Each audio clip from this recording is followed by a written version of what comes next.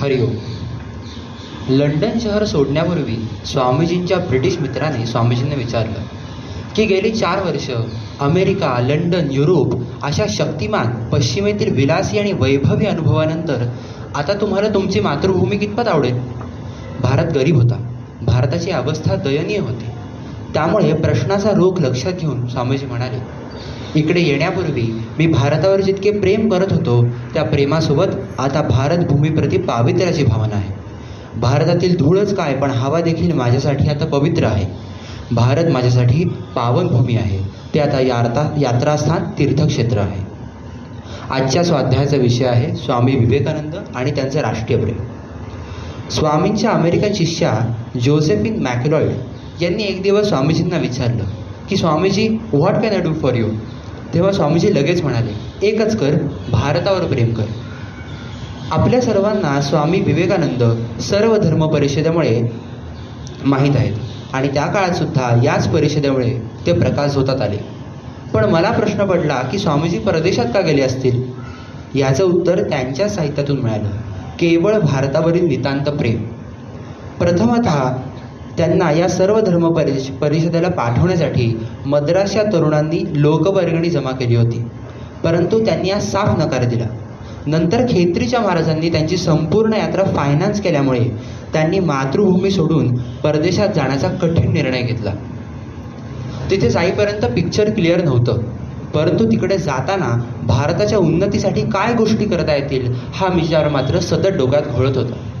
अमेरिकेत गेल्यानंतर तिथला चंगळवाद आणि भौतिक विलासात रमलेली लोक पाहिल्यावर आपल्याकडचं अध्यात्मज्ञान परकीयांना देऊन आपण त्यांची भौतिकता आत्मसात करावी असं एक डील स्वामीजींच्या डोक्यात आलं. भारत इथे भीक मागण्यास उभा नाही. भारताकडे देण्यासारख्या असंख्य गोष्टी आहेत आणि त्यातील प्रमुख गोष्ट म्हणजे ईश्वर प्राप्तीचा शुद्ध मार्ग, असा स्वाभिमानी विचार स्वामींच्या डोक्यात आला. स्वामींचा प्रमुख विचार असा होता की मी अमेरिकेत जाईन, माझ्या देशाकरता मी तिथे पैसे जमा करीन, ते सर्व पैसे भारतात घेऊन येईन आणि पुढील कार्य भारतात करीन. कोलंबसने अमेरिकेचा शोध लावला या घटनेला 400 वर्ष पूर्ण झाली तेव्हा 1893 साली शिकागोमध्ये कोलंबियन एक्सपोजिशन हा जागतिक मेळा आयोजित केला होता. जगातील विविध देशातील प्रयोगशील लोकांनी जे जे तयार केलं असेल ते एकमेकांना दाखवण्याची संधी या प्रदर्शनामुळे सर्व देशांना मिळाली. विज्ञानामुळे जीवनात परिवर्तन झालं, तंत्रविद्येमुळे अनेक सुविधा उपलब्ध झाल्या, परंतु या सगळ्या मागे माणसाचं मन आहे आणि मनाचं संस्करण करण्याचं काम धर्म करत असतो. आणि म्हणून या कार्यक्रमाच्या निमित्ताने जागतिक सर्व धर्म परिषद आयोजित केली होती. पण विवेकानंद यांनी आपल्या शिष्यांना याबद्दल नंतर सांगितलं की छुपा हेतू वेगळा होता. जगातील सर्व धर्मांचे लोक बोलावून ख्रिश्चन धर्म हा जगातला सर्वश्रेष्ठ धर्म कसा हे जगाला सांगण्यासाठी ही परिषद भरवली गेली होती. R.C. मुजुमदार हे या धर्म परिषदेतील 5 भारतीय प्रतिनिधींमधील एक निमंत्रित. ते लिहितात, पश्चिमेकडील सुधारित देश हिंदू धर्माकडे अंधश्रद्धा, नीच चालीरीती असलेला धर्म या दृष्टीने पाहत होते. नागवे राहणारे, नरमास खाणारे, असभ्य असे समज मिशनरी लोकांनी भारतीयांबद्दल करून दिले होते. पण स्वामीजी व्यासपीठावर आले आणि त्यांनी हिंदू धर्माची खरी ओळख जगासमोर आणली. खरं तर ज्या हिंदू धर्माच्या प्रचारासाठी स्वामीजी अमेरिकेला गेले होते त्या धर्माला प्रचार आणि प्रसार करण्याची परंपरा नव्हती. पण भारतातून आलेल्या या तरुण संन्याशाने वेदांत तत्त्वे, आचार, विचार, सभ्यता, धार्मिक सामाजिक व्यवस्था या बाबतीत हिंदू धर्माची महानता अशा काही मनोज्ञ पद्धतीने आणि अपूर्व वक्तृत्व शैलीने सांगितली की आधुनिक जगाने सांस्कृतिक नकाशावर हिंदू धर्म आणि भारताला मानाचे स्थान अंकित केले. स्वामींच्या मनात सदा असणारा भारतविषयक विचार आपल्याला पुढील घटनेतून समजतो. अमेरिकेत झालेल्या सर्व धर्म परिषदेनंतर स्वामीजी एक मोठे स्टार झाले होते. तिथे एका श्रीमंत आसामीने त्यांना घरी राहण्याचे आमंत्रण दिले. त्या व्यक्तीचे घर म्हणजे एक मोठा राजप्रसारच होता. तिथे त्यांची व्यवस्था एका सुविद्य खोलीत केली होती. पण तिथल्या पलंगावर आडवे होताच स्वामीजींना आपल्या भारत देशात आपले गुरुबंधू व इतर बांधव कसे झोपत असतील या विचाराने अस्वस्थता आली. त्यांच्या शब्दात सांगायचं तर दारिद्र्यात माझा हिंदुस्थान आणि श्रीमंतीत लोळणारी अमेरिका माझ्या देशाच्याच भाळी हे दैन्य का? आणि या विचाराने स्वामींच्या डोळ्यात अचानक अश्रू येऊ लागले. भारताच्या दैन्यावस्थेचं कारण काय? परकीय आक्रमणांमुळे भारतीय समाज सर्व्हायवल मोडवर गेला. सुरक्षिततेच्या विचाराने स्त्रियाही घराच्या आतल्या खोल्यात बंद झाल्या आणि हळूहळू तत्त्वज्ञानाचा अभ्यास, त्याचं विवेचन यात काळानुसार अपूर्णता राहत गेली. आणि हिंदू धर्माचा मूळ उद्देश आणि गाभा काळानुसार हरवला, खोल गाडला गेला आणि धर्म संकुचित झाला. विनोबा भावे याबद्दल म्हणतात, भारत तमोगुणात बुडाला होता, अज्ञानात डुंबत होता, दुबळेपणाला अनासक्ती आणि शांती समजू लागला होता. म्हणून स्वामीजी सांगत, आळशीपणापेक्षा आणि निष्क्रियतेपेक्षा मारामारी केली तरी चालेल. निष्क्रिय राहून तत्वज्ञानाच्या गप्पा ठोकण्यापेक्षा मैदानावर जाऊन फुटबॉल खेळा. ते म्हणत, या तमोगुणाने भारताची आध्यात्मिक शक्ती झाकोळून गेली आहे आणि हिंदू धर्म अनिष्ट रूढींनी भरून गेला आहे. पण ते असंही म्हणत, आत्ता ज्या प्रथा खूप कमी दर्जाच्या दिसत आहेत त्या भूतकाळात त्यांच्या मूळ स्वरूपात सकारात्मकरित्या जीवनदायी होत्या. स्वामीजींवर भारताच्या सुवर्ण भूतकाळाचा खूप प्रभाव होता. धर्म, पूर्वजांचा वारसा या मूळ स्वरूपातील गोष्टीच भारताच्या पुनरुत्थानास कारणीभूत होतील असा त्यांचा दृढ विश्वास होता. स्वामीजी एक हिंदू आचार्य होते, संन्यासी होते. परंतु इतर संन्यासांमध्ये प्रभावीपणे नसणारी एक गोष्ट म्हणजे अत्यंत तेजस्वी आणि विवेकी राष्ट्रप्रेम त्यांच्यामध्ये दिसून यायचं. आपल्या डोक्यामध्ये अशी कल्पना असते की एखादी व्यक्ती संन्यासी झाली की तिने वसुधैव कुटुंबकम या भूमिकेतून कार्य केलं पाहिजे. पण मग स्वामीजींना भारताचा ध्यास का लागला होता? एकदा हाच प्रश्न स्वामीजींना एका माणसाने विचारला असता त्यावर चिडून स्वामीजी त्याला म्हणाले, जो स्वतःच्या आईला पोसू शकत नाही तो दुसऱ्याच्या आईला काय पोसणार? स्वामीजी म्हणत की भारताचा उद्धार होण्यासाठी हिंदू धर्माला आलेली मरगळ दूर होणं आवश्यक आहे. याबद्दल ते म्हणतात, आपला ईश्वर निर्गुण असला तरी तो सगुणही आहे, तसाच आपला धर्मही निर्गुण आहे. म्हणजे तो काही विशिष्ट व्यक्तीवर आधारलेला नाही, तर तो तत्वावर आधारलेला आहे. आणि ही तत्व आहेत श्रुती आणि वेदांतात. या धर्माला एकीची नितांत आवश्यकता आहे. या एकीमुळेच विखुरलेल्या आध्यात्मिक शक्तींचं एकत्रीकरण होईल आणि सामर्थ्यशाली भारतीय राष्ट्र उभं राहील. स्वामीजी सांगत की वेदांत सांगतो, जगातील अवघ्या दुःखाचं एकमेव कारण आहे दुर्बलता, अज्ञान आणि भीती. ही संकट जाण्यासाठी कपाळावर हात ठेवून बसणं, सुस्कारे टाकणं, पळून जाणं, घाबरत जगणं हा उपाय नाही. उपाय आहे बल आणि शक्ती. उठा आणि या सर्वांना धैर्याने सामोरे जा. परिव्राजक काळात स्वामीजी वाराणसीला मुक्कामी होते. तिथे दुर्गा मंदिरातून परत येताना एक माकडांची टोळी त्यांचा पाठलाग करू लागली. ते घाबरून पळू लागले. माकडेही वेगाने धावू लागली, आक्रमक बनली. तेवढ्यात तिथे एक वृद्ध संन्यासी आला आणि तो स्वामीजींना म्हणाला, अरे बाबा, धावणं थांबव आणि त्या पशूंना सामोरं जा. स्वामीजी थांबले, वळले, माकडांना सामोरे गेले आणि त्या माकडांनी त्रासणे बंद केले. स्वामीजी म्हणत, प्रतिकार करण्याचं बळ आणि इच्छा होण्यासाठी बुद्धीला धर्माचं ज्ञान होणं आवश्यक आहे.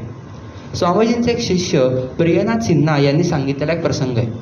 जेव्हा धर्मावर माणूस प्रेम करतो तेव्हाच तो धाडसी आणि निर्भय बनतो. एकदा जलप्रवासात दोन धर्मप्रसार ख्रिस्ती स्वामींकडे येऊन हिंदू व ख्रिश्चन धर्म यांच्या गुणदोषाची चर्चा करण्याचा आग्रह करू लागले. स्वामींच्या विचारांपुढे त्या धर्मप्रसारंगाचे मुद्दे डळमळीत झाले. त्यामुळे ते आक्रमक झाले, भांडू लागले, हिंदू धर्माची उगाच निंदा नारस्ती करू लागले.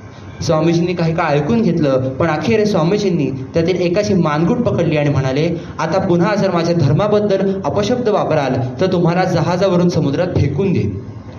त्यानंतर हे ख्रिस्ती स्वामीजींशी कायम अदबीने आणि काळजीपूर्वक वागत असत. यावर स्वामीजी शिष्यांना म्हणाले, आपल्या धर्माप्रती, मातृभूमीप्रती अशी अतूट निष्ठा हवी. त्या काळात ख्रिस्ती लोक हिंदूंचे धर्मांतरण करत, पण आपल्या हिंदू धर्माबद्दल हिंदूंची उदासीनता, ढळलेली श्रद्धा, संघटनेचा अभाव यामुळे हिंदूंकडून प्रतिकार होत नसे. जो झाला तर काय होऊ शकते हे स्वामीजींनी कृतीतून दाखवले. स्वामीजींच्या राष्ट्रप्रेमाचा फक्त स्वातंत्र्य हा उद्देश नव्हता, तर समाजाची सर्वांगीण प्रगती व्हावी हाही त्याचा एक महत्त्वाचा भाग होता. स्वामीजींचा असा विचार होता की भारतात उद्योग, विज्ञान, तंत्रज्ञान यात अभ्यास होणं गरजेचं आहे. आपले पूर्वज या सर्वात अग्रस्थानी होते, पण परिस्थितीने सर्वच विषयात भारत मागे पडत गेला. त्याला पुन्हा ताकद मिळवण्यासाठी प्रयत्न करायला हवेत असं स्वामीजी सांगत.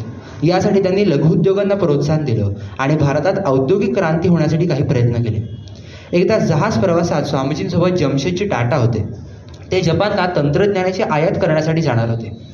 स्वामीजींनी इच्छा व्यक्त केली की अशी आयात करण्यापेक्षा भविष्यात अभिनव संशोधन कार्य करेल अशी संस्था तुम्ही भारतात उभी करावी. ती इच्छा जमशेदजी टाटांनी आयसर बेंगलोरच्या स्वरूपात प्रत्यक्ष पूर्ण केली, जी आजही भारतातील एक मोठी रिसर्च इन्स्टिट्यूट आहे. विकासाप्रमाणे स्वामीजींचा शिक्षणावर भर होता. पाश्चात्य देशातील गतिमानता, शक्ती, विज्ञान, तंत्रज्ञानातील प्रभावामुळे स्वामीजी खूप प्रभावित झाले. पण नैतिकतेबाबत उदासीन असणारे आणि विषयसुखात रमणारे जीवन ते बघत होते. भौतिक उत्कर्ष आणि नैतिकता यांचं योग्य संतुलन साधलं गेलं तरच माणसाला शांतता लाभेल आणि समाजाची समग्र प्रगती होईल हे त्यांनी जाणलं होतं. म्हणून भारतातील शिक्षण धर्माधिष्ठित असावं यावर त्यांचा ठाम विचार होता. स्वामीजींनी मनुष्य घडवण्यावर खूप फोकस केला. आज आपण म्हणतो की एखादा अडाणी माणूस वेड्यासारखा वागला तर त्याला शिक्षित करणं गरजेचं आहे, आणि दुसऱ्या बाजूला अकॅडमिकली इंटेलिजंट माणसं आपण भरकटलेली वागताना बघतो. यावेळी आपण म्हणतो याला संस्कार देणं गरजेचं आहे. अशा असंख्य कन्सेप्टचं इंटिग्रेशन स्वामीजींच्या शिक्षणाच्या विचारामध्ये होतं. स्वामीजी म्हणत, शिक्षण हे मातृभाषेतूनच असावं. मनात होणारे चिंतन हे संपूर्ण क्षमतेने होण्यासाठी बोलीभाषा अनिवार्य आहे. तसंच ते म्हणत, आपला इतिहास आणि पूर्वजांची महानता अभ्यासक्रमाचा भाग असावी. त्यातून पूर्वजांचा आदर आणि राष्ट्रप्रेमाचा भाव लहानपणापासून दृढ होईल. स्वामीजींच्या मनात धर्मकेंद्रित शिक्षणाची योजना होती. एक संप्रदायातील मंदिर असावं. सर्व संप्रदायांचं प्रतीक म्हणजे ओम या मंदिरात असेल. आपापल्या संप्रदायांप्रमाणे हिंदू धर्माचा अर्थ लावण्याची इथे मोकळीक असेल. इथे सर्व संप्रदायांना समान सिद्धांत सांगितले जातील. इथे कोणताही कलह न करता विचार मांडता येतील. मंदिराला जोडून एक धार्मिक आणि भौतिक शिक्षण देणारी संस्था असेल. यातून शिकून नवे शिक्षक तयार होतील. मग मंदिरे आणि संस्था वाढत जाऊन ती जगभर पसरेल आणि हिंदू धर्माची संघटन शक्ती वाढेल, कार्यशक्ती वाढेल आणि त्याचं पावित्र्य संपूर्ण जगात पोहोचेल. गरीब आणि दुबळे यांच्याबद्दल स्वामीजींचे काही विचार. एकदा काही लोक स्वामीजींना भेटायला आले होते. त्यातील एक जण पंजाबी होता. हे कळता क्षणीच स्वामीजी पंजाब प्रांतामधील सामाजिक समस्या, तिथे सुधारण्याचा अभाव काय आहे, त्या प्रांतात कसे बदल करणं आवश्यक याबद्दल बोलू लागले. त्यांनी त्यांचे म्हणणे अत्यंत प्रभावी पद्धतीने मांडले आणि त्यास प्रेरणा द्यायचा प्रयत्न केला. पण जाताना त्यातील एक गृहस्थ स्वामीजींना म्हणाला की आपल्या तोंडून तर धर्मोपदेश ऐकायला मिळेल अशा अपेक्षेने आम्ही आज आलो होतो, परंतु आमचं दुर्भाग्य म्हणायचं की अगदी महामामूली गोष्टींविषयी बोलणं निघून आजचा दिवस फुकटच वाया गेला. यावरून स्वामीजींचं मुखमंडल करुणेने गंभीर झालं आणि ते धीर गंभीर भावाने त्याला म्हणाले, बंधो, जोपर्यंत माझ्या जन्मभूमीत एक कुत्रा देखील उपाशी आहे तोपर्यंत त्याला खायला देणं हाच माझा धर्म, बाकी सारा अधर्म. गरीब असो श्रीमंत असो, तोच एक नारायण प्रत्येक ठिकाणी भरून आहे. समाजातील दीनदुबळ्या जनतेला स्वामी विवेकानंदांनी दरिद्री नारायण शब्दाने संबोधलं. यांच्यातला नारायण बघा आणि त्याला आधी 2 वेळचं अन्न द्या. या दीनदुबळ्या लोकांची सेवा करणं, त्यांचं जीवन सुधारणं हीच शिवभावे जीवसेवा त्यांना अपेक्षित होती. ते म्हणत, फक्त प्रतिमेत आणि मूर्तीत ईश्वर न शोधता तो गोरगरिबातही शोधता आला पाहिजे. 1943 साली मास्लो नावाच्या सायकॉलॉजिस्टनी हायरार्की ऑफ नीड्स नावाची एक थिअरी सांगितली. ही थिअरी स्वामीजींनी आधीच सांगितली होती. सेल्फ रिअलायझेशन हा मनुष्याचा जीवन उद्देश असला तरी पोटात अन्न नाही, अंगावर वस्त्र नाही, अशा स्थितीत ते अशक्य आहे. त्यामुळे ते आधी प्रोव्हाइड करा. त्याचं भौतिक जीवन थोडं उन्नत होऊ दे. कधी भौतिक सुख न अनुभवलेल्या या दीनदुबळ्या जनतेला काही काळ ते सुख अनुभवू देत. या सर्वसाधारण जनतेला मग शिक्षण द्या. त्यांची प्रगती झाली तरच राष्ट्र शक्तिमान होईल, कारण आपलं खरं राष्ट्र आजही झोपडीत राहतं. जेव्हा म्हैसूरच्या राजाने राज्यात शिक्षण मोफत देण्याचे योजले तेव्हा स्वामीजी राजाला म्हणाले की सुशिक्षित कुटुंबातील मुलासाठी एक शिक्षक असेल तर अशिक्षित अडाणी कामगार वर्गातील लोकांच्या मुलांसाठी 1 ऐवजी 5 शिक्षक असावेत. शिक्षणाने त्यांचे विचार आत्मसात करण्याची ताकद वाढेल, त्यांच्यात आत्मसन्मान आत्मविश्वास जागा होईल आणि गरीब जनता आत्मनिर्भर होईल आणि मग ती स्वतःच्या सुधारण्याचा प्रयत्न करेल. जसं गीता सांगतेच, उद्धरेत आत्मनात्मानं. भारतातून अमेरिकेत जाताना स्वामीजी जपानला गेले होते. त्यांनी तिथे बघितले छोट्या छोट्या मुलांना पाठीला बांधून तिथल्या स्त्रिया प्रचंड कार्यशील आहेत. स्वामीजींना जाणवले की आपल्याकडे सीता, दमयंती, गार्गी, मैत्रेयी, सावित्री अशा बुद्धिमान स्त्रियांची परंपरा आहे. पाश्चात्य लोकात स्त्री ही पत्नी आहे, पण भारतीयांसाठी ती माता आहे, ईश्वराचं प्रत्यक्ष रूप आहे. मातृत्वामुळे येणारी निस्वार्थी भावना, सहनशीलता, क्षमावृत्ती असणारी स्त्री भारतासाठी आदर्श आहे. याच भावनेतून या राष्ट्राला आम्ही भारत माता म्हणतो. परंतु या काळात भारतीय शक्तीचा अवमान होत होता, म्हणून ते म्हणत, भारतात स्त्रियांचा माणूस म्हणून योग्य आदर ठेवा. स्त्रियांना बौद्धिक उंची प्राप्त होईल यासाठी शिक्षण द्या, तरच ते समाजाचा आणि पर्यायाने राष्ट्राचा उद्धार करणारे ठरेल. स्वामीजी सांगत की ध्यानात ठेवा, स्त्री शक्तीने पावित्र्याचा बळी दिला तर समाजाची नैतिकता भयानक ढासळेल आणि आज आपण ती परिस्थिती कुठेतरी अनुभवत आहोत. भारताच्या सर्वांगीण प्रगतीबरोबरच भारतवर्षाचा मूळ आधार जो धर्म आहे त्याबद्दल स्वामीजी म्हणत, पौर्वात्य आणि पाश्चिमात्य देशात प्रवास करून मला असं जाणवलं की प्रत्येक जातीचा एक विशिष्ट आदर्श असतो, उद्दिष्ट असतं आणि तोच तिचा आधार आणि कणा आहे.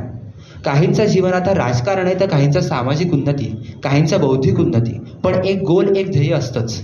रोमचं ध्येय साम्राज्य आणि सत्ता होतं. त्याला धक्का लागला आणि रोमचे तुकडे झाले. ग्रीसचे ध्येय बुद्धिमत्ता बौद्धिक प्रगती होतं. त्याला धक्का लागला आणि ग्रीस नामशेष झालं.